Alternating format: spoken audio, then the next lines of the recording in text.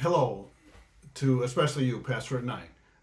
Father Randy, just taking a look and providing some data with you. I've got Mary Rose Strickland, who's been chair of our HR task force, and Rod Gums, who's been chair of our finance task force. And we want to take this little video, 3-4 minutes, to kind of walk you through some of our efforts. This past week, we gathered together parish leaders from throughout the pastorate. We gathered at the McCreaths, and this was part of that presentation. So those parish leaders that came from each of the places, and here's some things we want to talk about. We want to just do a review of the Into the Deep, the key markers there, and the pastorate timeline, and some of our efforts, HR, finance, and then some key takeaways. So just as a general overview, again, from the diocese did that Into the Deep, the last 10 years, or 8 years, mass attendance has declined 40%. The sacramental trends, you know this. The baptisms are down. First communions, confirmations, weddings, funerals. The sacramental life of the church has just slowly declined over these last 8 years. And then the important piece for all of us, this comes from the U.S. Census, that by the year 2026, nearly half of all people in our diocese in the U.S. will be between the ages of 14 and 45. So part of Into the Deep, as Bishop has reminded, and we understand that this is about a people shortage, not a priest shortage. So as we keep looking ahead, again, as we set forth Into the Deep, those priorities about how do we share resources, whether it's people, whether it's facilities, whether it's physical and financial. And we put a lot of effort into that. Bishop has placed that strong desire about 4 healthy habits of each of all of us to reclaim Sunday, not so much just in terms of Sunday Mass, but also our daily prayer life. And then a personal sense of how do I give a weekly mortification, a sense of a deepening place of gratitude for Christ's great love for us, and then the role of monthly confession. So our pastorate, as you know, it's those 6 churches in this Columbia Marquette area. And back in November, we kind of put together a timeline as to the first 90 days, the second 90 days, third 90. In late November, we put together some task force, in particular, the HR task force and the finance task force. And so again, we just want to welcome Mary Rose Strickland has been gracious to kind of chair the HR task force, and she's going to take these next few slides for us. Excellent. Thank you, Father. So our HR task force had a representative from all of our parishes that helped with our overall goals, and our specific goal and objective was to review the current positions that we have within all of the organizations and come up with a unified structure, an ideal parish profile that could move us forward into this next step of Into the Deep. So what we did is we worked through and we talked with all of the current employees. We talked with key leaders within each parish. We talked with our priests. We identified specifically where are the strengths, where are some opportunities to improve, and how can we put together a structure that supports that. The other thing that we did is we addressed the need for clear and uniform policies amongst all of the organizations. As you can imagine, trying to bring 6 different organizations together, doing things in different ways. How can we come together and leverage what works for all of us better together?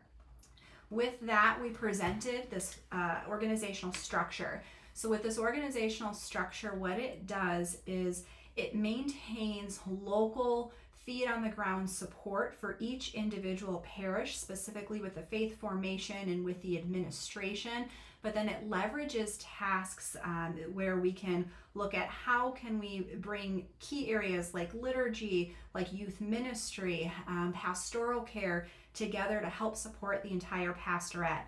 All of this is being coordinated from a personnel perspective under a key director of operations. That was really important for our task force to ensure that the priests can focus on their priestly duties where they're needed most, and have a hired layperson who can help deal with the administrative and the HR side of things. So Chris Radke is our director of operations for all 6 parishes, who is going to serve that role, who can be a great go-to person for anything from an administrative question or concern, or something that if you had a question and you're not sure, who do I go to? Chris Radke can be a great person to start with as well. So we're really excited for what this structure can bring and how it can help free up our priests to do their duties. The other thing that we really focused on was creating an employee handbook and organizational policies that can set the organization on solid ground as we move forward as a unified group towards unified goals. Thanks, Mary Rose. Just a lot of gratitude for the efforts of the HR task force and their continued strength. And we just want to take a few minutes. Rod Gums is kind of chairing the finance task force and has got some presentations for us. Thank you. And the Finance Task Force was put together with a representative from each of the 6 parishes. And we started meeting back in November. And it was a great group that everyone was very passionate about their parish and trying to make sure that the needs, both financial and other needs of their parish, were met.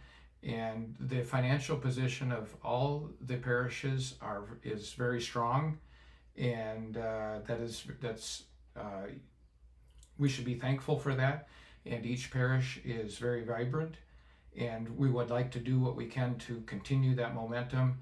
And what we're, rather than combining the finances going forward, we would continue with individual parish budgets and until the actual merger occurs, and the priority of supporting local parish identities.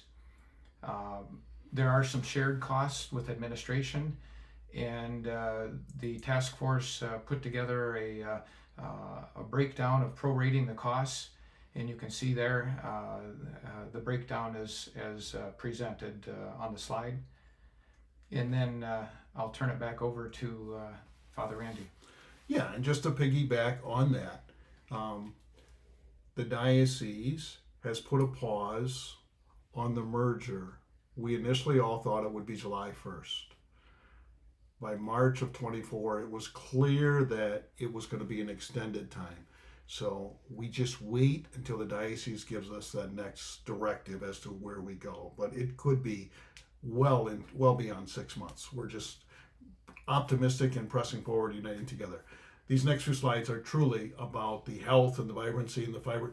The fiscal year ended June 30th, and we offer these statistics for our pastorate. And the full piece is on the website. You can go right to St. John Henry Pastorate, download it, and take a look at it with a little more opportunity within that. And when we look at what we've done this past year, it's important to celebrate success. So from the bulletin, the shared bulletin, the weekly flock note that comes out, we're putting together a centralized phone system. Again, each parish will have their same phone number, but we're going to be able to centralize that a little bit more. The diocese put together a database that we've making the transition into, and then the gift of our priest, Father Sanctus and Father Salvio and I meet each way. So just to wrap it up, the key takeaways for us is, again, the formal merger is not occurring at this time. We certainly want parishes to maintain individual financial control. There's going to be shared administrative expenses, and we grow and we're better together. So that's the gift of it. And then the last particular piece that I wanted to just kind of call people's attention to is the one parish, St. Mary Portage, has a debt. And you can see on the screen there, the intensity of its debt is, but again, that project was $8.2 million, and there's less than $250,000. So that's 98% paid for, and St. Mary Portage will assume the responsibility for that debt. So those were the pieces. And just thanks for staying with us. Keep spreading the good word. Keep connected to the local parish. And the last piece is a little promotion I'm excited about. This fall we have Immaculée, who's an international speaker. You just got to hear her. Join us that Tuesday night there in October. And then Dr. Enright out of the UW-Madison on the International Forgiveness Institute a week later up in Montella. We're excited about that. Both of those just real privileged presenters. So thanks for staying with us. And we know we're better together. So